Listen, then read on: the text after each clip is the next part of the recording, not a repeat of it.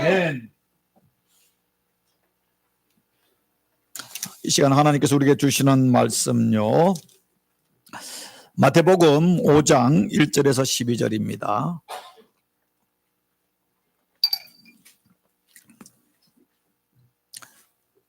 마태복음 5장 1절에서 12절 우리 같이 우리 교독하겠습니다. 예수께서 무리를 보시고 산에 올라가 앉으시니 제자들이 나온지라. 심령이 가난한 자는 복이 있나니 천국이 그들의 것이며, 온유한 자는 복이 있나니 그들이 땅을 기업으로 받을 것이며,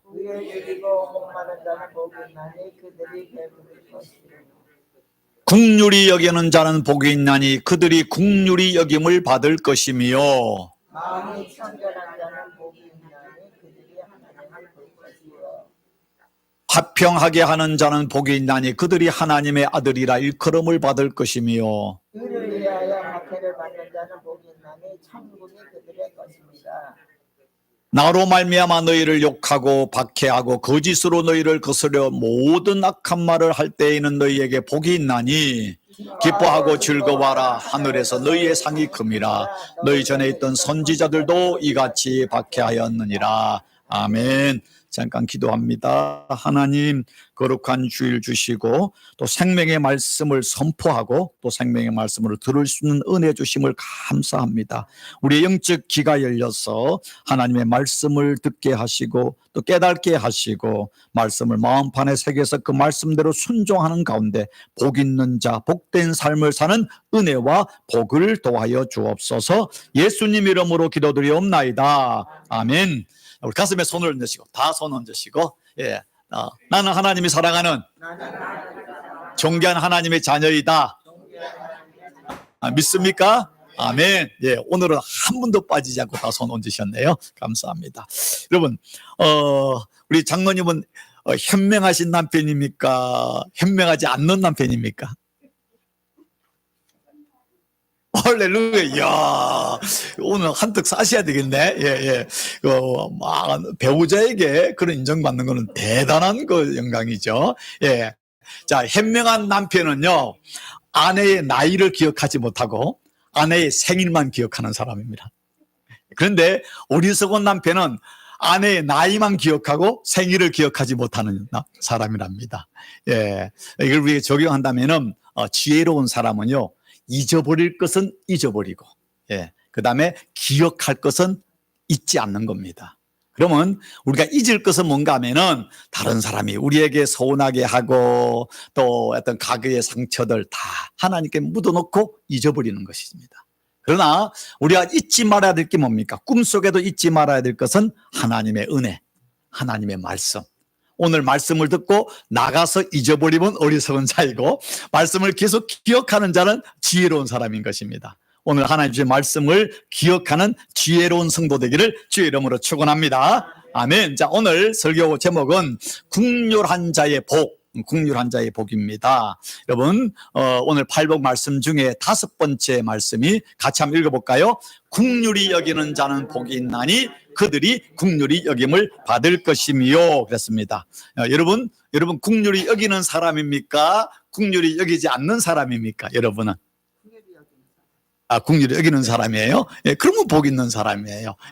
자, 그런데, 자, 우리가 이 팔복을 같이 하는데, 이제 씻는 새벽 예배부터 하다 보니까, 하나 들으면 기억도 나고 이해하는 것 같은데, 이게 심령이 가난한 자, 애통하는 자, 의에 줄이고 목마른 자, 그 다음에 또 지난주에 뭡니까? 의에, 그 앞에 뭐였죠? 심령이 가난한 자, 그 다음에 애통하는 자, 의에 줄이고 목마른 자, 온유한 자가 있고, 온유한 자가 세 번째고, 그 다음에 의에 줄이고 목마른 네 번째, 오늘 이제, 긍휼히 여기는 자인데, 근데 하나씩 들을 때는 이해가 되는 것 같은데, 계속 듣다 보니까 이게 저것 같고 저기 이것 같고 헷갈리지 않습니까? 그런데 이 팔복을요, 다 이해하려 하기보다는 하나만 제대로 이해하면 다 연결됩니다. 사실 팔복인 것 같지만은 궁극적으로 하나인 겁니다. 궁극적으로 하나입니다. 그러니까 뭐 심령이 가난한 자가 뭔가를 깨달아서 그것을 제대로 내가 묵상하고 그렇게 되기를 원하면은 나머지 7개는 자동으로 연결되게 되어 있습니다. 이게 뭔가 하면은 결국 뭐냐면은 이 8개 복이 결국 하나인데, 하나는 뭔가 하면은 예수님을 닮는 겁니다. 예수님처럼 사는 것입니다. 예수님의 마음, 예수님의 생각, 예수님의 삶을 우리가 닮아가는 것이 바로 이 팔복의 핵심인 것이죠. 그런데 자, 우리가 세상 사람들이 누구나 복을 받기를 원해요. 누구나 복을 받기를 원하는데, 근데 본질을 잊어버린 게 뭐냐면, 복을 받기를 원하는 것보다 중요한 것은 내가 복 있는 사람이 되는 것입니다. 복 있는 사람이 되면은 복은 자동으로 오게 되어 있습니다. 복 있는 사람이 아닌 사람에게 그 무엇이 들어오면은 그게 복이 되는 것이 아니라 도력이 독이 됩니다. 한 예를 들어서요, 욕심이 많고 이기적인 사람, 또 뭐 이렇게 다른 사람을 멸시하고 무시하는 사람에게 돈이나 권력이 들어간다고 생각합시다. 어떻게 될까요? 사람들을 억압하고 교만해지지 않겠습니까? 그런데 겸손한 사람, 다른 사람을 도와주는 사람, 다른 사람을 불쌍히 여기는 사람에게 명예가 있고 권세가 있고 돈이 있으면 그거는 손이 되는 거 아니겠습니까? 그렇지 않습니까? 그래서 우리가 중요한 것은, 우리가 복 있는 사람이 되면은 복은 자동으로 오게 돼 있습니다. 쉽게 이렇게 이야기해 보죠. 사람들은 사랑받기를 원합니까? 사랑받기 싫어합니까? 사랑받고 싶어 하잖아요.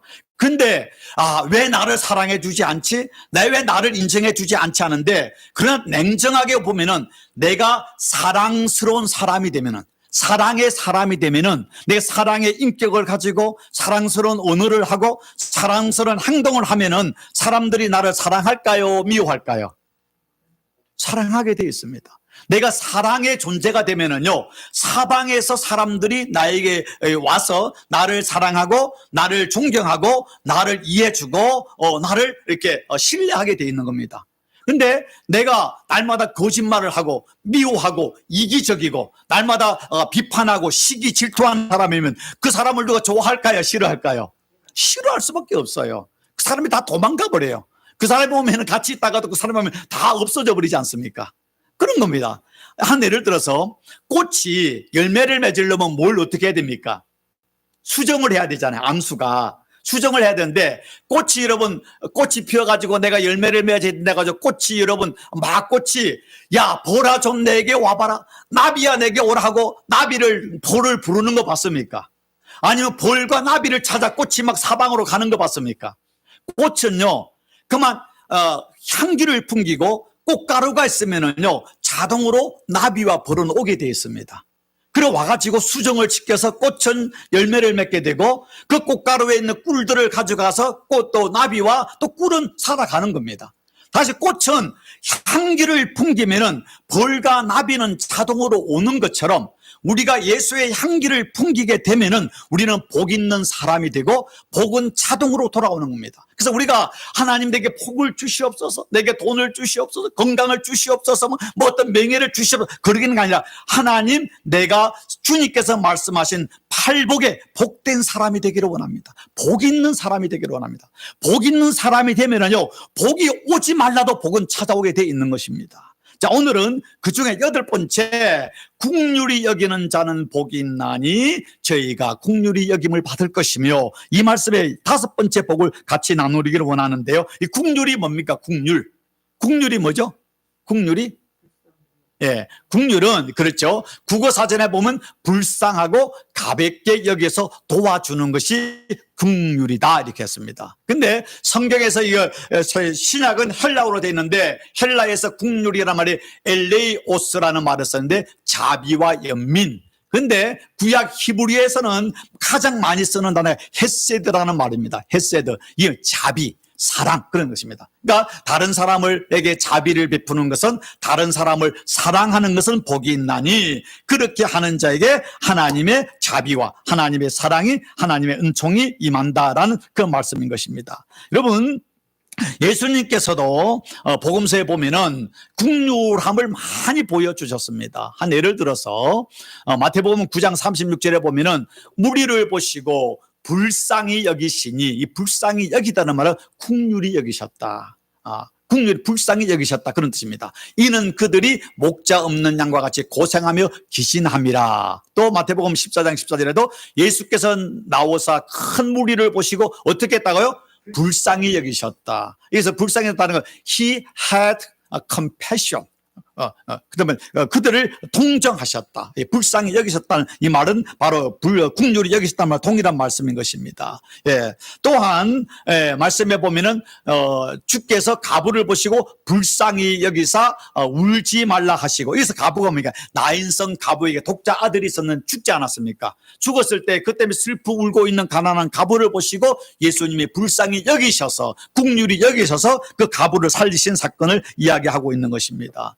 또 그러면 마가복음 1장 41절 예수께서 불쌍히 여기사 손을 내밀어 그에게 대시며 이르시되 내가 원하노니 깨끗함을 받으라 라고 할 때, 이거는 나병한 자, 지금 나병이 걸려서 마을에 쫓겨나가지고 저 밖에서, 마을 밖에서 살고 있는 거지처럼 짐승처럼 살아있는 그 나병 환자를 불쌍히 여기셔서 손을 내밀어 치료하신 이야기를 하고 있습니다. 또 마태복음 2장 20장 34절에 예수께서 불쌍히 여기사 그들의 눈을 장님이죠, 눈을 만지시니 곧 보게 되어 그들이 예수를 따르니라. 여러분, 예수님께서요 이 땅에 오셔서 수많은 기적과 또 치유의 사건과 오병의 기적을 일으켜 수많은 사건의 핵심이 뭔지 아십니까? 그 모든 것의 원천은 하나님이 우리를 불쌍히 여기신 것입니다. 긍휼히 여기는 마음, 이것이 하나님의 본성이고 하나님의 어떤 우리에게 향한 하나님의 마음인 것입니다.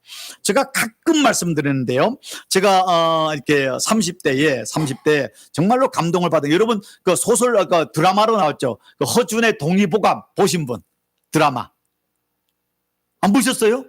그거는 정말 보셔야 돼요. 정말 감동되고 영적인 것인데, 그게 처음에 소설로 쓰여졌다가 이제 드라마가 됐는데, 저는 이제 그 소설을 가지고 어떤 페이퍼도 하나 쓴 적이 있었습니다. 발표도 한 적이 있었는데, 그 속에 있는 하나님의 어떤 사랑들을 소설 속에서 샀는데, 거기에 보면은 그 허준의 스승이 된 유의태가 그의 아들 유지태와 이야기를 하는 말이 나오는데, 그게 보면은 의사들의 여러 종류의 의사를 이야기하는데 최고의 의사를 어떤 의사라고 말하는지 아십니까? 최고의 의사는 심의, 마음 심자를 심의라고 그랬습니다. 그래서 최고의 의사는 바로 심의다, 심이라고 하는데, 이 말이 무슨 뜻인가 하면 환자를 보았을 때 그 환자의 고통을 불쌍히 여기는 마음, 긍휼히 여기는 마음을 가진 의사가 최고의 의사이다. 사람을 치료하는 것이 의술로 치료하는 것이 아니라 진짜 치료는 그 사람을 불쌍히 여기는 그 사랑, 그 긍휼함, 그것이 그 사람을 치료하는 것이다. 심의라는 말을 쓰고 있는 것입니다. 그래서 결국 하나님의 마음도 뭡니까? 하나님은 바로 우리를 불쌍히 여기시는 마음, 긍휼한 마음인 것입니다. 그래서 시편에도 말을 하기를 하나님은 나의 요새시며 나를 긍휼히 여기시는 하나님이시다. 나를 불쌍히 여기시는 하나님이시다. 시편 116편 5절에도 여호와는 은혜로우시며 의로우시며 우리 하나님은 뭐가 많으시다고요? 긍휼이 많으시도다. 긍휼이 많으시도다. 시편 145편 8절 같이 읽습니다. 여호와는 은혜로우시며 긍휼이 많으시며 노하기를 더디하시며 인자하심이 크시도다. 이래서 은혜롭다는 말, 긍휼하시도다, 인자하심 똑같은 말이에요. 하나님이 우리를 불쌍히 여기신다, 우리를 사랑하신다라는 말씀이 되는 것입니다. 자, 오늘 예수님께서 갈릴리 호숫가 옆에 있는 산 등선에서 무리들에게 말씀을 전한 팔복의 말씀인데, 그 말씀을 줄 때 예수님이 긍휼히 여기는 자는 복이 있나니 저희가 긍휼히 여김을 받을 것이며, 이 말했을 때 그 말을 듣는 제자들이나 아니면은 그 많은 무리들이 그 말씀에 감동을 받았을까요? 감동을 못 받았을까요? 네? 아멘 했을까요? 노멘 했을까요? 네. 가만히 있었을 수도 있는데 대부분이 아멘은 못했을 것 같아요. 왜냐하면은 그 당시 상황을 봐야 됩니다. 자, 예수님이 그 오셨을 때는 로마 제국이었습니다. 그러니까 로마 제국이 있기 전에는 헬라 제국이었습니다. 헬라 제국의 알렉산더를 비롯한 헬라 제국은요, 철학과 예술을 중시했습니다. 지금도 그 헬레니즘, 그 헬라의 철학과 예술이 지금까지 영향을 주고 있습니다. 그런데 그 다음에 이어졌던 로마 제국은요, 무엇을 중요시하는 건 강력한 힘이었습니다. 강력한 힘을 주장했기 때문에 강력한 군사력과 그 군사력들이 빨리 이동을 해가지고 점령지를 지배하기 위해서 도로를 건설했고요. 자기들이 지배한 식민지들을 효과적으로 다스리기 위해서 법과 제도가 뛰어났습니다. 그래서 로마 제국에는 강력한 군사력과 그 다음에 도로와 그때 2000년 전에 만든 도로가 지금도 그대로 있습니다. 지금도 그대로 있습니다. 대단한 도로입니다. 그 다음에 법과 제도입니다. 특별히 그래서 그 당시에는 로마 제국에서는요, 신과 용맹을 중시하고 국률, 사랑 이런 것들은 약자들의 변명, 약자들의 놀이개감으로 치부했습니다. 가장 우리가 극단적으로 알 수 있는 게 뭔가 하면은, 여러분 로마 하면은 지금도 로마에 가면 저도 안 가봐서 모르겠지만 원형 경기장 있지 않습니까? 그 원형 경기장에서 뭐 했습니까? 수만 명이 모여서 뭐 했습니까? 그 경기장에서 밖에 사람들 스탠드 다 쓰면 그 밑에서 하는 게 뭐냐면 이제 마차 경주하고 그 다음에 또 뭐 합니까? 맹수하고 또 이 사람이 싸우는 거 하고 그 제일 이들이 열정적으로 미친 듯이 환호한 게 뭡니까? 검투사끼리 싸움이잖아요. 사실 검투사 잘못 싸움 한 사람이 죽는 거예요. 피가 낭자한 거예요. 근데 로마 시민은요, 그걸 보고 열광하고 환호하지 않았습니까? 다시 말해서 어떤 방법으로 상대를 죽이든 어떻게 하든 칼로 죽이든 뭐로 죽여서 그 성자가 그것은 영웅이에요. 그러니까 힘을 상징하는 것입니다. 그런데 그 당시에 로마에는요, 하나 제도 중에 파르티아 포테스타라는 것이 있었는데 이게 뭔가 하면은 집안에 자식이 태어나면 아버지가 그 자식을 죽이기도 하고 살릴 수 있는 권한이 있었습니다. 그래서 어떤 집안에는 딸이 태어나면 아버지가 손을 이렇게 하면 그 아이를 물에 죽여버리는 겁니다. 남자가 태어났는데 애가 붉거나 아니면 남자가 저렇게 허약하면은요, 얘가 힘이 앞으로 없을 것 같으면은 아버지가 이렇게 하면 죽여야 되는 겁니다. 그만큼 로마에는 어떤 힘이 있는 것을, 성자, 승리자, 이것이 중요해요. 그래, 월계관을 중요시하지 않습니까? 약육강식, 적자생존. 그런데 그런 로마 제국 사회였고, 유대 사람들도 메시아를 기다렸는데 그 메시아가 뭡니까? 저 로마 제국으로부터 우리를 무력으로부터 정치로부터 독립시키는 메시아였습니다. 그런데 이들은 뭐냐면은 그들이 원하는 것은 로마의 힘보다 더 강력한 힘을 가지고 이스라엘을 독립시키는 왕, 다윗 같은 왕을 기대했었습니다.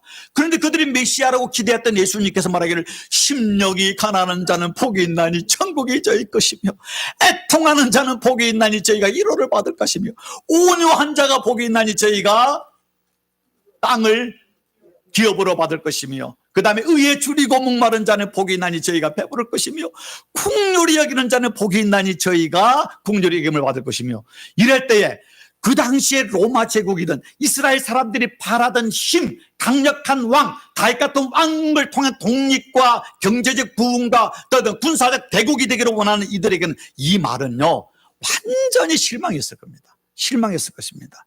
심지어는 로마 철학자는 이런 말을 했습니다. 국률과 자비 같은 것은 제국을 파괴하는, 로마 제국을 파괴하는 영혼의 질병이다. 영혼의 질병이다. 그런 시대에 예수님께서 지금 말씀하고 있습니다. 긍휼히 여기는 자는 복이 있나니 저희가 긍휼히 여김을 받을 것입니다. 그런데 역사는 어떻게 됐습니까? 그렇게 모든 것은 로마로부터 시작된다고 하는 그 어마어마한 로마 제국이요, 몇백 년 가지 않고 다 사라지고 지금 유물로만 남았습니다. 그러나 2000년 전 갈릴리 그 호숫가의 나사렛에서 정말 목수의 아들로 태어나서 말씀을 선포하고 십자가에 죽었던 그 예수는 2000년이 지난 지금도 그 말씀은 살아 역사하고 인류 역사상 예수님의 말씀만큼 인류에 영향을 끼친 말씀이 어디 있고 예수님의 말씀 중에 이 산상수훈 팔복만큼 우리를 감동시키고 인류의 정신사에 인류의 문명사에 감동과 능력을 준 메시지가 어디 있습니까? 여러분 요한복음 3장 16절 누구나 다 알고 있잖아요. 하나님이 세상을 이처럼 사랑하사 독생자를 주셨으니, 이 말을 다르게 하면 하나님이 세상을 이처럼 긍휼히 여기사 독생자를 주셨으니, 똑같은 말입니다. 하나님 우리를 긍휼히 여기셨다. 하나님은 우리를 긍휼히 여기셔서 이 땅에 오셨고 십자가에 죽으셨고 그리고 또 우리를 구원하시기 위해서 부활하셨고 하나님 보좌 우편에서 지금 이 땅에 오실 나를 기다리고 있는 것입니다. 자, 오늘 말씀요, 긍휼히 여기는 자는 예, 이 말씀도 하나 보고 갈까요? 예. 마태복음, 누가복음 6장 36절 같이 한번 읽어볼까요? 너희 아버지의 자비하신 같이 너희도 자비하라. 여러분, 구약 내기에서는 말씀한 이스라엘 백성들을 하나님이 구원하시고 그들에게 하신 말씀이 뭐냐면 나 여호와는 거룩하니 너희도 거룩하라고 그러지 않았습니까? 근데 이 땅에 거룩하신 하나님이신 예수님이 오셔서 이제 제자들과 우리들에게 말씀하시기를 너희 하나님 아버지의 자비하신 같이 긍휼하신 같이 너희도 자비한 사람이 되리라. 거룩하신 분 하나님의 속성입니다. 하나님은 거룩하신 분이죠. 그 하나님의 거룩을 다른 말로 말하면 자비입니다. 사랑입니다. 하나님이 사랑이신 것처럼 너희도 사랑이 되어라. 거룩한 자가 되어라. 자비한 자가 되라라고 이야기하고 있습니다. 그 말씀을 오늘 바로 이 예수님께서 긍휼히 여기는 자는 복이 있나니 그들이 긍휼히 여김을 받을 것이다. 현대인 번역 같이 한번 읽어볼까요? 남을 불쌍히 여기는 사람들은 행복하다. 하나님도 그들을 불쌍히 여기실 것이다. 메시지 성경 같이 읽어볼까요? 남을 돌보는 너희는 복이 있다. 그렇게 정성 들여 돌보는 순간에 너희도 돌봄을 받을 것이다. 제가 이렇게 여러 번역을 말씀드린 건 조금이라도 여러분이 더 이해하기 쉽게 만들기 위해서 여러 번역을 말씀을 드리는 것입니다. 여러분 잘 아는 것처럼 예수님의 비유 중에 10,000달란트의 비유가 있지 않습니까? 한 나라에 왕이 있었는데 그 나라에 있는 한 사람이 그 왕에게 10,000달란트의 빚을 졌다는 것입니다. 이거는 비유이죠. 자, 10,000달란트는 천문학적 돈으로서요. 자, 이거는 남자 장정이 몇 년을 일해야 벌 돈이라고 이야기한 거예요. 혹시 기억하시는 분? 안 하시는구나. 20만 년. 20만 년. 안 놀라시네. 20만 년을 한 푼도 쓰지 않고 벌어가지고 재금을 하면은 모을 수 있는 돈이 바로 1만 달란트라는 돈입니다. 그러니까 이 말은 다르게 말해서 뭔가 하면은 우리가 벌 수 없는 돈입니다. 이 1만 달란트라 이 말은 예수님 쓰기 뭐냐면 우리가 죄로 인하여 죽게 되었는데 죄의 싹을 대신해서 우리를 구원하기 위해서 우리가 지불해야 할 돈을 상징적으로 이야기하고 있는 것입니다. 우리를 구원하기 위해서 온 천하보다 귀한 내 생명을 지불해, 내 생명값인 겁니다. 생명값. 죄에 대한 생명값인데, 그런데, 자, 예수님께서 이제 그 비유에 말씀하시기를, 자, 이 비유를 통해 말씀하시기를 한 사람에게 1만 달란트 빚을 졌다. 그런데 예수님께 십자가에 죽으시고 부활하셔서 말씀하시기를 죽으시고 마지막에 하신 말씀을 요한복음 19장 30절에 말씀하시기를 예수께서 신 포도주를 받으신 후에 이르시되 다 이루었다 하시고 머리를 숙이니 영혼이 떠나가시니라. 이 다 이루었다 이 말을 헬라의 테텔레스타이라는 말을 쓰는데 이 말의 원뜻은 완불되었다. totally paid off. 다 지불했다. 여러분이 뭐 집을 30년 융자를 사거나 차를 5년을 융자했는데 마지막 페이먼을 딱 끝나면 페이오프 되잖아요. 그럼 내 것이 되잖아요. 그러니까 예수님께서 다 이루었다는 말이 뭡니까? 온 인류를 죄에서 구원할 죄값을 내가 다 지불했다. 내가 대신 지불했으니까 너희가 나만 믿으면 구원을 받을 수 있다는 것을 말씀하는 것이 바로 이 말씀인데 예수님 10,000달란트는 뭐냐면 하나님께서 우리에 대해서 죄값을 온 천하보다 귀한 생명의 값을 지불한 것을 10,000달란트라는 말로 상징적으로 이야기하고 있습니다. 근데 예수님께서 이 말씀 속에 왕이 그 10,000달란트 빚진 자로 와서 야, 너 빚 왜 안 갚냐 했더만은 이 종이 말하기를 아이고 왕이시여 조금만 기다려 주십시오. 내가 갚겠습니다. 여러분 갚을 수 있는 돈입니까? 그 이자의 이자도 못 갚는 겁니다. 이자의 이자도 못 갚을 돈입니다. 근데 인간은 어떻습니까? 내가 열심히 노력해서 도덕적으로 윤리적으로 내가 봉사를 많이 해서 내가 연구를 해서 내가 자신을 구원하겠다는 사람이 얼마나 많이 있는지 모릅니다. 나는 선하기 때문에 나는 양심적이기 때문에 법을 어기지 않았기 때문에 나는 거짓말하지 않았기 때문에 나는 예수 믿지 않아도 구원받을 수 있다고 생각하는 사람이 얼마나 많은지 모릅니다. 그런데 이 왕은 자비로운 왕은 그 사람이 그래 아무리 말해도 그는 뻥인 것을 알고 자기가 어떻게 할 수 없는 걸 알고 그 말하기를 야 너는 그 돈 갚을 수도 없어. 내가 너에게 긍휼을 베풀어서 그 돈을 다 탕감해 주겠노라. 다시 말해 우리를 구원하실 하나님의 은혜를 말하고 있는 것이죠. 그런데 이 사람이 이제 그 10,000달란트의 빚에서 탕감을 받고 이제 왕궁을 나와 길거리 가다가 친구를 만났습니다. 근데 친구가 이 사람에게 100데나리온 빚을 진 사람입니다. 그럼 100데나리온은 이 1만 달란트와 차이가 얼마인 줄 아십니까? 60만 분의 1입니다. 60만 분의 1. 다른 말로 우리가 하나님께 구원받은 은혜에 비교해서 내가 다른 사람을 사랑하고 용서하고 또 내가 봉사하고 충성하는 이거는요, 세상 말로 조족지엘, 세배라 피라는 겁니다. 다른 말 하나님의 은혜는, 우리를 구원하신 그 은혜 국률하심은 태평양 바다물이라면은 우리가 하는 헌신, 우리의 사랑, 우리의 어떤 남을 용서하고 남에게 섬기는 그 모든 것들은 한 컵의 물에 불과한 겁니다. 한 컵의 물. 그래서 예수님께서 소자에게 냉수 한 그릇 주는 것도 내가 잊지 아니하리라. 주님의 이름으로 우리가 하는 모든 것들은 그래서 냉수 한 그릇이에요. 근데 우리 그거 가지고도 얼마나 생색을 내고 자기를 뽐내고 칭찬해달라고 하고 그것도 하기 싫어서 아둥바둥하는지 모릅니다. 근데 예수님께서 이 비유를 하면서 하신 말씀이 뭡니까? 근데 그래 했는데 그 신하가 봤습니다. 아니 10,000달란트를 임금이 그걸 용서해 줬는데 나가서 친구가 100데나리온 빚진 사람을 만나가지고 멱살을 잡건데 언제 갚을 거냐. 친구가 말하기를 야 조금만 기다리라, 내가 갚을 테니까. 웃기는 소리 마라. 그를 개 끌듯이 끌고 자기 집 들어가서 광에 처박아 놔버리고 가다 놓고 내 돈 다 갚을 때까지 나오지 못한다고. 그걸 듣고 이 신하가 너무나 화가 나가지고 왕에게 찾아가서 왕이시여, 당신께서 10,000달란트를 그 탕감해 준 그 사람이 나가서 친구가 100데나리온 빚진 걸 보고 용서해 주지도 않고 기다리지도 않고 멱살을 잡고 자기 집 가서 강에 잡아놓고 가둬버렸습니다. 그 말을 들은 이 왕이 그 사람을 불러서 말하고 있습니다. 악한 종아, 내가 네에게 10,000달란트의 빚을 탕감해 주었는데 네가 빌기로 네 빚을 전부 탕감해 주었거늘 내가 너를 불쌍히 여긴 같이 너도 내 동료를 불쌍히 여김이 마땅하지 않느냐. 내가 너를 국률이 여김처럼 내가 네가 10,000달란트를 내가 탕감해 줬는데 네가 60만 분의 1뿐이 안 되는 조족지엘인 그 100데나리온의 친구의 그 연약함을 내가 용서하거나 이해하거나 면제해 주지 못하겠느냐. 그러면서 말하기를 주인이 노하여 그 빚을 다 갚도록 그를 옥졸에게 넘기니라. 너희가 각각 마음으로부터 형제를 용서하지 않으면, 국률을 베풀지 않으면, 사랑하지 아니하면은 나의 하늘 아버지께서도 너희에게 이와 같이 하시리라 라고 말씀했습니다.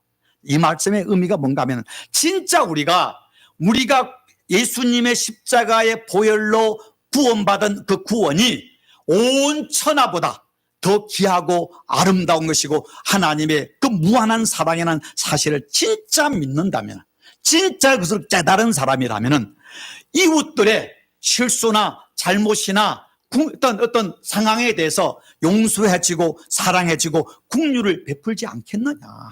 진짜 예수를 믿는 사람이라면 그렇다는 게 마땅하지 않느냐. 네가 하지 않는다는 것은 그 왕이 너를 탕감해 준 걸 믿지 않는 것이죠. 믿지 않는 것이죠.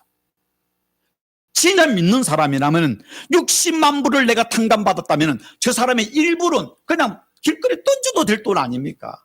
그런데 우리가 진짜 하나님의 은혜를 모르기 때문에 우리가 다른 사람을 용서하지 못하고 여전히 시기 질투하고 다투는 거 아니겠습니까? 우리 주기도문 계속 우리 예배 때마다 하지 않습니까? 그 주기도면 우리가 우리에게 죄 지은 자를 용서하여 주신 같이 우리의 죄를 용서하여 주시옵고, 이 말을 쉽게 말하면 주님이 나를 용서하여 주심처럼, 주님이 나를 불쌍히 여긴처럼 우리가 다른 사람을 용서하게 하여 주옵소서. 다른 사람을 사랑하게 하여 주옵소서. 다른 사람을 긍휼히 여기는 사람이 되게 하여 주옵소서라는 기도인 것입니다. 여러분, 중국의 맹자라는 분 알지 않습니까? 그 맹자가 한 말 중에 여러분 그 좋은 말이면 측은지심 들어보잖아요. 측은지심. 다른 사람을 불쌍히 여기는 마음. 이게 사람의 진짜 마음이다 그랬습니다. 근데 이 말을 하면서 뭐라고 했는가 하면은 무측은지심 있냐라는데, 그러니까 측은지심의 마음이 없는 사람은 인간이 아니다 그렇습니다. 다른 사람을 불쌍히 여기는 마음, 긍휼히 여기는 마음이 없는 사람은 인간이 아니다. 다른 말 짐승이로다 그런 뜻입니다. 이 말을 우리가 기독교적으로 말하면 십자가 은혜를 안다고 하면서 예수를 믿는다고 하면서 다른 사람을 불쌍히 여기는 마음이 없는 사람은 그 안에 믿음이 없는 사람이다. 그 사람 안에 성령이 거하지 않는 사람이다 라고 말해도 될 것입니다. 그렇다면 국률이 여기는 마음이 어떤 것입니까? 여러 가지를 말할 수 있는데 저는 이 말씀을 묵상하는 가운데 두 가지를 이렇게 생각해 봤습니다. 국률이 여기는 마음은요, 상대방의 처지에 어떻게 하는 마음이라고요? 공감하는 마음, 공감하는 마음이다 그랬습니다. 예수님께서 무리를 보시고 목자 없는 양 같음을 인하여 불쌍히 여기셨다 할 때 예수님께서 그 무리들의 그 상황, 그 배고픔, 그들의 두려움, 그들의 비참함을 보시고 공감하신 것이죠. 그래서 주석가 바클레이는 이 목자 없는 양 같은 불쌍히 여기셨다는 이 말을 이렇게 해석했습니다. 국률은 상대방의 시각으로 그의 삶을 보는 것이다. 다른 말 공감이죠. 공감하는 것입니다. 여러분, 공감한다는 것은 나의 도덕적 기준이나 내 생각으로 상대방을 판단하거나 비판하는 게 아닙니다. 대부분은 우리 뜻으면 내 생각, 내 경험, 내 욕심, 내 자존심, 내 기분으로 지금 상대방의 말을 듣고 내가 판단합니다. 우리는 자꾸 뭐냐면 내 생각으로 상대방의 뭔가를 저지하는 것이 그 사람을 도와주는 거로 생각하고 있습니다. 아닙니다. 그냥 공감은요, 들어주는 겁니다. 들어주는 겁니다. 제가 자주 말씀드리지만 영어로 understand 뭡니까? 이해한다는 거 아닙니까? 근데 이 단어는 두 단어의 합성인데 뭡니까? 언더, 아래에 선다는 것입니다. 여러분, 세상은 어떻습니까? 판사가 어디 있습니까? 높은 데 있잖아요. 높은 데서 죄인을 바라보면서 땅땅땅 하지 않습니까? 그건 above stand입니다. 그거 아닙니다. 하나님은 어떻게 하셨습니까? 우리를 구원께서 하늘의 보좌를 버리시고 낮고 천한 인간의 몸으로 오셨는데 종의 형태를 와서 우리의 발보다 밑에서 무릎을 꿇고 제자들의 발을 씻겨주시는 가장 밑자락, 심지어는 뭡니까? 십자가에 죽으시고 음부까지 내려가시는까지 가셔서 우리를 구원해 주시는 분입니다. 겸손이 뭔지 아십니까? 사랑은 낮아지는 것입니다. 교회를 오래 다닐수록 또 교회 직분을 가질수록 높아지는 것이 아니라 더욱더 낮아지는 것. 예수님이 지난 수요일에 우리가 하시는 누가복음 22장에 말씀에 너희가 세상에서 첫째가 되기를 원하느냐, 으뜸이 되기를 원하느냐, 그러면은 말째가 되어라, 낮아져라, 성기라고 말하지 않습니까? 오늘 교회가 왜 문제가 되고 세상의 존경을 못 받습니까? 예수님의 말씀에 반대로 가기 때문에 세상 사람들이 자꾸 높아지려고 하기 때문에 문제가 되는 것이죠. 교회에서 목사가, 장로가 또 그다음에 권사가 되고 하면은 높아지는 건 낮아지라는데 계급장 가는 것처럼 왜 나를 인정해 주지 않는, 내가 장로인데, 내가 권사인데, 내가 이게 오래 다녔는데, 내가 얼마나 봉사했는데 자꾸 높아지려고 하니까 시험이 들고 싸움이 나고 다툼이 일어나지 않습니까? 여러분, 진정한 국률함이 뭔가 하면은 상대방의 그 마음, 상대방의 내가 상황 속에서 내가 낮아져서 그 사람의 말을 공감해 주는 것입니다. 공감해 주는 것. 공감이 없이는요, 절대로 국률함이 나올 수 없고 사랑할 수가 없습니다. 제가 말씀드렸잖아요. 나이가 들어서 꼰대가 되지 말자, 노인네 되지 말자, 늙은이 되지 말자. 그러면 어떻게 해야 되냐? 두 가지 하십시오. 입술은 닫고 지갑은 열어야 됩니다. 근데 어떻습니까? 입술은 크게 열고 지갑은 꽉 닫아버립니다. 그러면 꼰대 돼요. 아무도 좋아하지 않아요. 나이가 들수록요, 저도 이제 노예 가면은 이제 벌써 이제 시니어 그룹 아닙니까? 다 저보다 젊은 목사들이 많지 않습니까? 가면서 기도합니다. 절대로 말하지 말자. 들으려고 하자. 뭔가 내가 훈수 들려고 하지 말자. 훈수를 하지 말자. 들으려고 해야 돼요. 듣고 뭐 이번에 저번에 우리가 신년 사례 노예 갔는데 한 목사가, 젊은 목사가 와서 이제 설교를 했습니다. 그러니까 그 이제 부석이가 이제 그 설교를 하면서 20년이나 돼야 후에야 설교할 수 있는 거, 설교하는 거 영광으로 하십시오. 젊은 목사가 하니까. 근데 설교하는데 뭐냐면은 아이고, 일주일이 그렇게 빨리 가는 걸 몰랐대요. 주일 설교를 준비를 끝만 가가지고 금요일이 되면 생각할 때 오늘이 월요일이면 참 좋겠다. 이 설교 준비가 힘들거든요. 그러니까 하면서 그냥 짠하기도 하는데, 그럴 때, 제가 만약에 때, 설교? 하면서 뭐 이런 거야, 이라고 하면 얼마나 됐습니까? 그게 아니라, 참 내가 그때를 생각하면서 그 친구를 설교하고 났는데, 설교 잘했다고. 그게 뭡니까? 인정해 주는 거잖아요. 그런데 설교란 이런 거야? 목회란 이런 거야? 라고 내가 옛날에 이렇게 해서 그러는 순간에 그 사람이 들을 것 같습니까? 이거 꼰대질 하고 있네. 안 들어요, 요즘. 누가 듣습니까? 여러분, 국률한 마음은 기억하십시오. 상대의 말에, 상대의 처지에 내가 저지한, 판단한 게 비판하는 것이 아니라 있는 그대로 들어주는 것. 들어주는 거. 들어주기만 해도요, 그 사람의 마음에 있는 상처와 아픔이 50%는 치료됩니다. 치료됩니다. 두 번째, 긍휼한 마음이 뭔지 아십니까? 들어주는 거로 끝나는 것이 아니라 들어주기만 해도 그래, 얼마나 아프겠어, 얼마나 힘들겠어, 그렇게 들어주기만, 그만 다른 거 가지고 고개만 끄덕끄덕, 그래, 그럴 수 있어, 그래, 나도 옛날에 그래서 이것만 해줘도요 최고로 칭찬받습니다. 그런데 그러면 야, 내가 옛날 경험해봤는데 이렇게, 그렇게 우리 자꾸 정답을 주려고 하잖아요. 거기에 또 과장까지 해가지고 또 소설까지 써가지고, 여러분 아니에요. 그건 아니에요. 여러분, 들으려고 하는 사람, 공감하는 거, 공감하지 않고는 긍휼히 여길 수가 없습니다. 제가 여러분의 긍휼히 여기는 것은 그 사람에게 뭘 손과 발로 헌신하고 봉사하고, 여러분 그거 전에 먼저 공감이 없이는 안 되거든요. 두 번째, 긍휼히 여기는 마음이 뭔지 아십니까? 같이 아파하는 마음입니다. 상대방과 함께 아파하는 마음인 것입니다. 동고동락, 같이 고통을 느끼고 같이 기쁨을 느끼는 마음이라고 그러지 않습니까? 예수님이 제자들과 그리하셨고, 예수님 무리를 보시고 불쌍히 여기신 게 뭡니까? 그들의 마음을 같이 아파하셨잖아요. 목자 없는 양 같음을 위해서. 그러니까 아파하셨다는 이 compassion, he had compassion on them 했는데, 이 말은 스프랑크 조마이라는 말을 썼는데, 이 말 무슨 뜻이라고 했습니까? 예수님이 불쌍히 여겼다는 이 말의 뜻이 혹시 기억하시는 분 있습니까? 이 말은요, 우린 그 사람 말은 창자가 끊어지는 겁니다. 애간장이 끓는다 그러지 않습니까? 단장, 우리의 단장의 어떤 미아리 고기 할 때 단장이 끊을 단자, 내장 장자입니다. 사랑하는 남편을 지금 계례군이, 북한군이 끌고 갈 때에 그걸 바라보는 아빠가, 그걸 보는 딸이, 그걸 바라보는 아내가 창자가 끊어지는 듯한 고통으로 미아리 고개에서 슬픔에 이별을 한, 그게 단장의 미아리인 것입니다. 다시 말해서 예수님께서 지금 무리들이, 배고픈 무리들이 나오는 걸 보면서 얼마나 그들이 배고파하고 절망하고 두려운 걸 보고 예수님이 창자가 끊어지는 듯한 고통으로 그들의 아픔을 지금 이해하고 있다는 것입니다. 이것이 바로 compassion. 그 compassion의 영어라는 단어도 보면은요, 영어로 compassion은 come together라는 뜻입니다. passion, 고통, 열정입니다. 당신의 아픔을 내가 함께 느낀다. 함께 느끼는 것이 바로 이 뭡니까? 이것이 바로 긍휼한 마음입니다. 긍휼한. 저도 이 긍휼한 마음이 참 없습니다. 그냥 있으려고 막 억지로라도 있으려고 노력하고, 누가 아프다, 누가 어때 힘들다 하면은 새벽에 기도하면서 하나님 그분을 좀 불쌍히 여겨 주옵소서, 저 가정의 기도를 들어주시옵소서, 막 홍박하면 어떤 때는 눈물이 짜더라도 좀 내가 긍휼한 마음을 가지려고. 예. 속으로는 우는데 겉으로는 눈물이 잘 안 나거든요.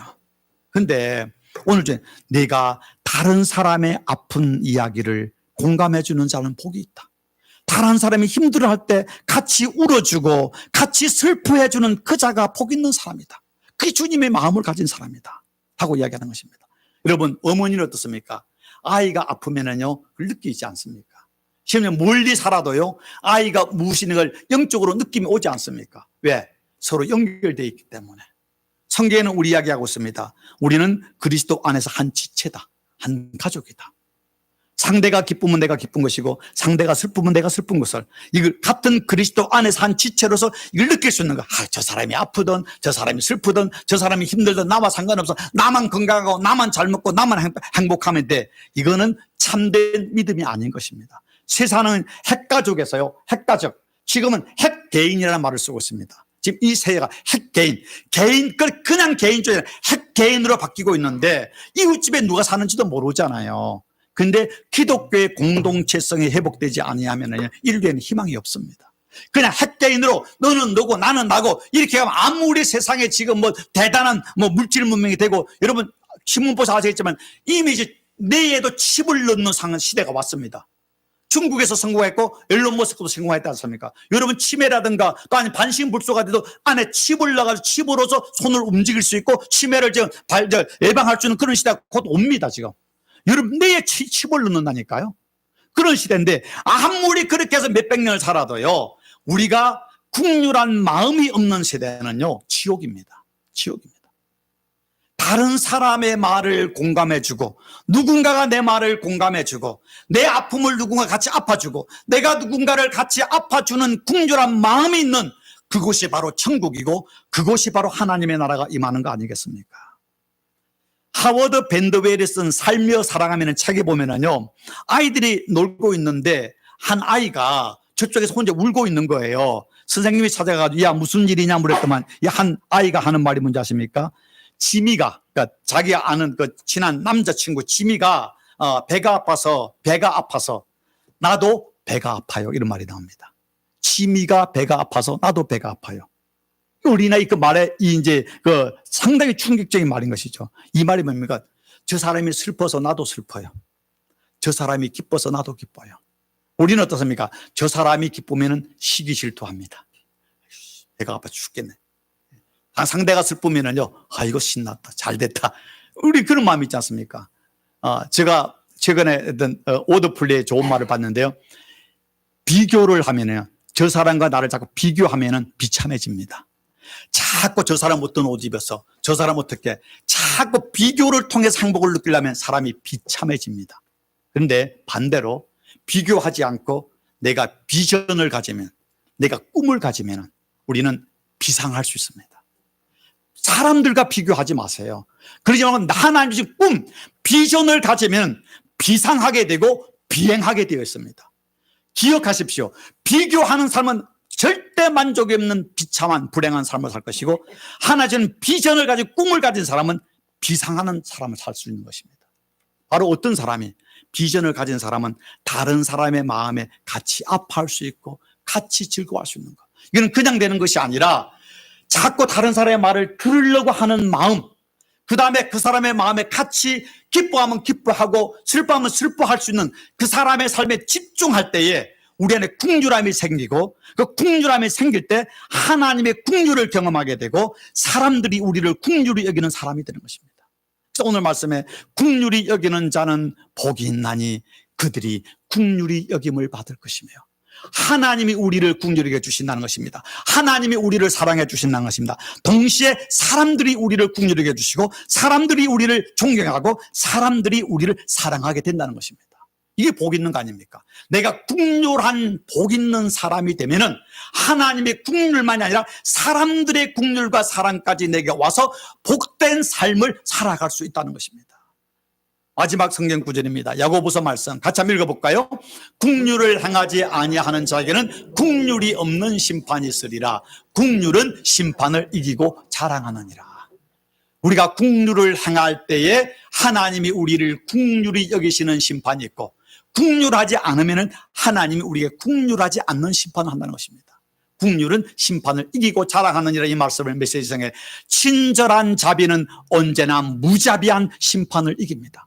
긍휼만이 우리를 심판에서 구원하고 긍휼만이 우리를 영원한 천국으로 상급으로 인도하신다는 하나님의 약속인 것입니다. 저와 여러분이 땅을 얼마나 살지는 모르지만 어제보다 오늘이, 오늘보다 내일이 하나님의 긍휼하심 안에서 다른 사람을 긍휼히 여기는 사람. 첫 번째, 다른 사람의 말을 판단하거나 비판하는 것이 아니라 공감하는 사람. 두 번째, 그 말을 듣고 난 뒤에 그 사람의 아픔을 같이 아파해 줄 수 있는 동고동락의 마음, 컴패션의 마음을 가지고 긍휼한 사람이 되어서 하나님의 긍휼함과 사람의 긍휼함을 받는 복 있는 하나님의 사람들이 다 되어지기를 주의 이름으로 축원합니다. 기도하겠습니다. 좋으신 하나님 감사합니다. 긍휼히 여기는 자는 복이 있나니 그들이 긍휼히 여김을 받을 것이라고 말씀하셨습니다. 하나님, 우리로 하여금 하나님의 그 십자가의 긍휼을 깨닫게 하시고 그 긍휼하심으로 다른 사람을 진심으로 긍휼히 여기는 자가 되기를 원합니다.